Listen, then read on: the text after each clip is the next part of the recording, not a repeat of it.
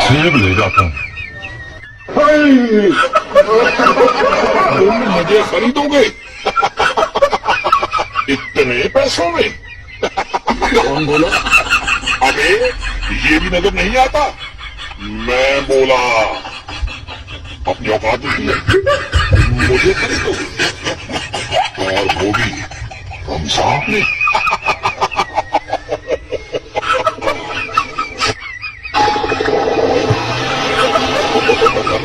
अरे भैया रख दो मुझे, मैं आम हूँ जिसकी जमा है अवाम, हमें बड़े लोग ही चूस सकते हैं, रख दो।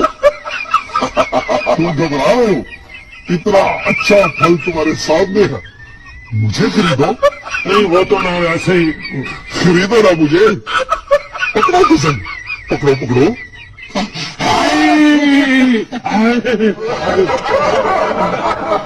जी क्या चाहिए आपको? मुझे 50 रुपए का फल खरीदना है।